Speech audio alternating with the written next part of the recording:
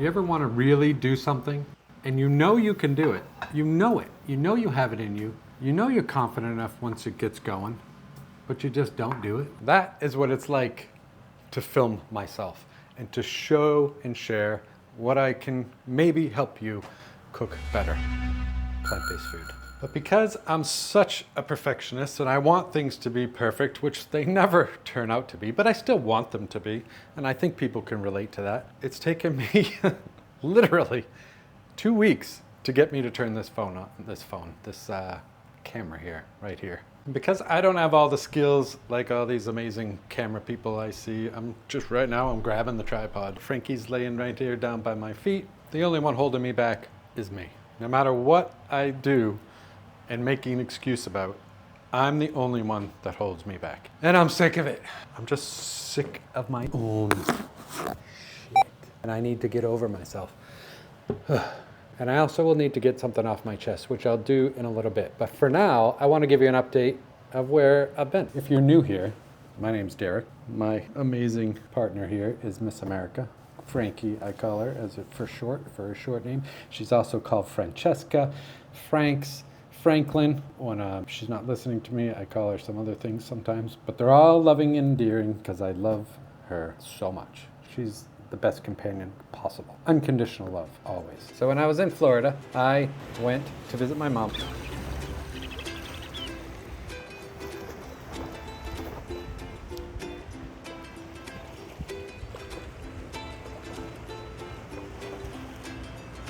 And then from there, I saw my cousin. It was amazing because I haven't seen her in a long time. And then I went over to visit a friend of mine who owns an automotive store called Car Automotive. And I had to pick up a coffee cup. I only have 2 coffee cups. And the other one,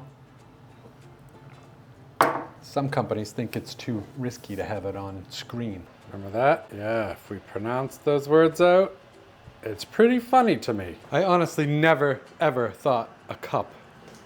Oh, there's some water in that. It's because I just rinsed it out. I never thought that cup would give me a hard time. In the future, when and if I do any brand deals, you know, when you keep on doing the same thing over and over again, you get the same result. That's the definition of insanity, correct? At least that's what I've heard. So I don't want to do that anymore. I'm going to consciously try and work on being better. I mean that in all facets of my life. I'm not going to let anybody take advantage of me anymore, which I have had that happen in business, in corporations. You know, you sign the dotted line, you're excited about doing something, so you just do it. You just say yes, and yes, and yes. In the past couple of years, I have been marrying myself to that word no. Even if I want to do it, I say no, because I need to take the time for myself and learn. Whatever that is, I couldn't tell you right now, but I'm still learning. So when I do decide to do a brand deal, a sponsored deal, I've been on both sides. I've been in big corporations who have massive marketing budgets, and I see how they work, and I see this net 60, net 90 days. Pfft, ridiculous. And you have these small creators or people like me, because I consider myself a chef, not really a creator. I guess I am a creator because I'm doing this, but they take advantage of that. I'm going to have my own contract. If you're a brand out there and you're looking to me and you want me to sponsor your brand, I have 3 things that are going to be key. I have to love and use your product as a day-to-day thing. I want the audience, my team, the community to trust that I use these things. That's a big, huge part of me. I will not compromise on that. I need to know and love your product and use it. 2, I'm going to need payment up front, at least half. And that can be negotiated, but it's not going to be less than half. 3, I get entire creative control, and we agree to work together. I will share the product. I will tell the audience what I'm doing, but I will do whatever I want with the product. There's no checking the video. There's no going back and forth. That means there's a little bit of trust there. And companies out there that want to trust me and know my character and know what I've done in the past will only benefit from it. That was my gripe about the branding. That's the branding thing. It's not the point I want to make and why I started doing this video, but it's my gripe. So a good friend of mine, he also bought a van and he owns a garage over on the Fort Myers area, and it's awesome, man. It's cool. I love hanging out in garages. Frankie could be a shop dog for sure. She loved it. And I went and I got lift kit on the van, and I got some new tires. I got new shocks. So lift kit is just, it was raised up, stabilized. Ford sells the vans with one spring. And after my build, you know, the weight went up to quite a bit, almost 10,000 pounds. And that's a lot of weight to be driving. And I want to be making sure that I'm safe and anybody else around me is safe if I'm driving that van. So I now have like, I think 5 or 6 springs. That makes it more stable. When I was driving, the whole trip that I took down to Austin, Texas from Detroit, there were some super high wind warnings, and I'm not used to driving a high, tall van like that. And it was like flying a kite, except I was the kite. And I didn't like that. I had to keep pulling over and letting big trucks pass me. A few weeks ago, they were showing on the news, some of these 18-wheelers were like flipping over. It was scary to see, and I definitely don't want that to happen. Now I'm excited. Everything's safe, and everything's almost set up in the van. And this whole time, this whole process, I've been focused on like, oh, I'm gonna go out in the van and I'm gonna travel. Neglecting that I'm gonna set up a home base, and this home base took me way longer to set up than I thought. I just thought I'd drop some stuff off, but I just couldn't do that. I had to get things set up. So now you see the kitchen. Now I've been practicing my cooking, so I know where everything is. I don't have to look like an idiot where it's fumbling around for some things, which I probably will anyways, because that's just my nature. And it's to a point where I'm comfortable. And a couple things I wanted to share. You guys, I hope you don't mind. I had to buy these lights. I'm not gonna move them around. It's too much trouble. This light down here is gonna go in the van, but it's pretty cool because it can turn color. I set up this amazing bit. I set up all these in jars, so I have a thought process behind it. Because I'm not a big fan of closed cabinets, I want to be able to see everything.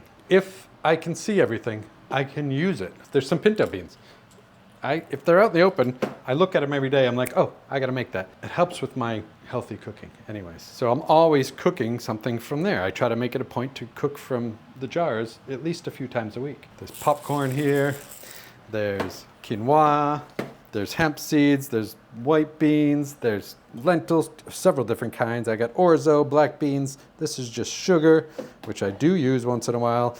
I know it's taboo to some people, but I'm a realist, and I'll use sugar in some recipes because it tastes good and it'll balance out any acidic things that we're using. You know, I moved here with nothing, so I had, except for the pans, my brother saved me, which I'm super thankful for. When I was in Detroit, I kind of cracked the cutting board. It fell. It straightened itself out, as you can see. It's very difficult to even see the crack. So I can't really put any glue in it until it warps again. But I'm not going to purposefully warp the board just to put wood glue in it. I just wash it lightly. I haven't soaked it in water. It's not been out in the freezing cold. I haven't dropped it, which was a big thing. And there's one other thing. My brother was kind enough to save me when we closed up the kitchen. Ugh. So I have another board. Yeah, but that's that update. And that brings me to the chair. I bought a nice chair I can sit in and read. You know, if I'm gonna start over, I'm gonna start by implementing the practices that I've always wanted. You know, if you move to a new town, it's not that you can be a new person, but you can definitely learn new things. And I wanna take advantage of this moment of moving in, transitioning, and starting fresh by being super intentional about what I buy, what I might want to buy in the future, and really simplifying things. So I've been reading a lot more. In fact, there's somebody I've been following on YouTube, and I'll give him a shout out here because he's inspired me to read a lot more, and he's got a great channel. And I'm hoping, fingers crossed, we might be able to do a collab together because I reached out to him and we had coffee. Great guy. His name is Jared Henderson. He's a philosopher. I was drawn to his channel because he talks a lot about how to read better and how to digest it and how to take your time with it. And I just needed that little extra inspiration to pick up more books. I just want to learn more. So my teacher, Khenchen Palden Sherab Rinpoche, is one of 2 brothers. And this month is the month-long silent retreat that I was at last year, cooking for those 40 people in silence for 30 days straight, and I'm missing it this year. It's another reason why it took me so long to hop on here, because I've been taking my time and really reflecting on that time that I was there and reading a lot more and just really getting to know what I might want, who I am. But this book right here is, so Khenchen, when I asked him, what book would you have if you were stranded on an island and you could only have one book, he said this one. It's called The Way of the Bodhisattva by Shantideva. There's so many amazing quotes in it, and it's so reflective, and it's so deep and lovely and kind and just real. And that's what I want in my life. If you're looking for a book, because a lot of people are asking what books they should get, here you go. This one is a good one. The recipe I'm going to share using these amazing brown oyster mushrooms. Ultimately, that mushroom comes from Hi-Fi Mycology, and they sell into the retailer's central market here. And this is one of them. And this one right here cost me about 13 and change, which is not bad at all for being in retail, because some prices the food is just freaking ridiculous. So I'm giving credit to Sean, his amazing mushrooms. I'm sure there are more, and if there are, write them in the comments, because I want to know and help all growers by helping you guys sell more mushrooms. Eat more mushrooms, less animals, my motto. But credit for the mural goes to Amy Cook. She's the one who painted the mural, and the story behind the whole mural. If you've ever been to Austin, you know this mural I'm talking about on Joe's Coffee Shop on South Congress. It's an amazing little spot. It's such a focal point. It's such a cool, kind, it's just great. It's awesome. It's more stuff like that around, Austin's a very cool town, with Portland and Austin very much alike except for the weather. Great food scenes both. I've been eating my fill of tacos. Thank you for tacos, because there's lack of them in the UK. That's a huge opportunity. I didn't think I'd have to say this in a video, but here we are. I first developed this method of cooking mushrooms this way over a decade ago when I lived in Portland, Oregon. And it came from a lot of trial and error to make sure I got it right so I could share with you. It was a total result of me trying to figure out how the hell I was gonna eat vegan and plant-based without giving up anything. Because as a vegan, I still needed to be satisfied. And as a chef, I also need to be satisfied in how I cook things, because I did not want to lack the coolness of cooking. The fire, the iron, the wood, everything about cooking I love. I fell in love with it because of that, and it's not going to stop because I choose not to harm animals. I didn't give up eating meat because I didn't like the taste of it. I gave up eating meat because I personally don't believe it's okay to kill animals, especially if we don't have to. And we don't. We're in the 21st century now. We're not cavemen. Plenty of other options. I personally have just seen way too much behind the curtain. I've been in way too many slaughterhouses, chicken farms, chicken coops, whatever. In animal agriculture, the industry, the mass slaughter of animals, it just does not sit right with me. I just can't be a part of it.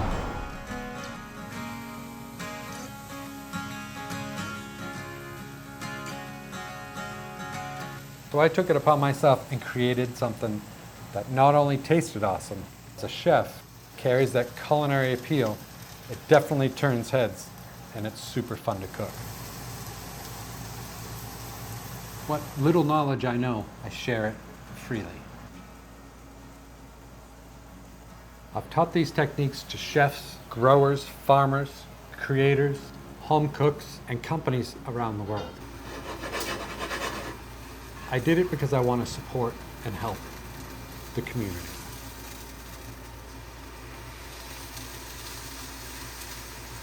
What gets to me is when I see creators and companies I know follow me, and that I know I've taught this to, using it to monetize without so much as a conversation with me. They use it to promote their products. They use it to get brand deals.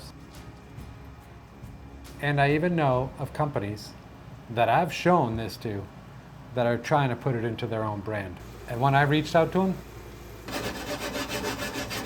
crickets. I didn't get any response. Despite as much as I don't want to have an ego about it, it does sting a little bit. This is about respect and integrity. It's about having the courage to acknowledge who put the work in. I think it's great that it's showing up on menus. I've always encouraged mushroom growers to use it, share the recipe, and help people figure out what to do with their harvest. You can't just copy a song without having a copyright strike or giving credit to the originator. But I guess that doesn't apply to the food world.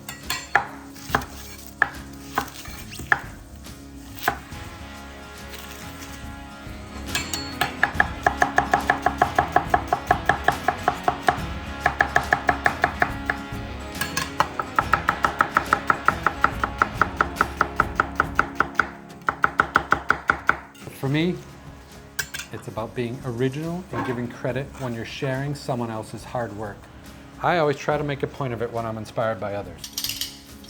They deserve a shout out, at the very least. I don't understand the creator-copy mindset, copy-creator mindset.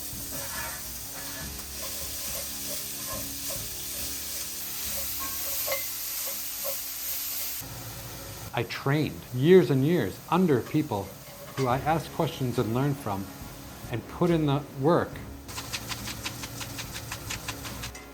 And it took a long time for me to develop my own style that I can feel super confident about. I will always be a chef first and a creator second. I still think there's so much for me to learn. But since social media came along, I've seen creators who can barely hold a knife sharing this stuff like it fell from the sky. As vegans, just because we want to make more compassionate food doesn't mean we're always kind to each other. Compassion doesn't stop at the plate. It's how we treat people too. So if you've learned something from someone, say so. Give them a shout out. Give credit where credit is due. Don't just take it on your own like you made it up. Share the appreciation. That's how we build real community, and that's the kind of community I want to be a part of.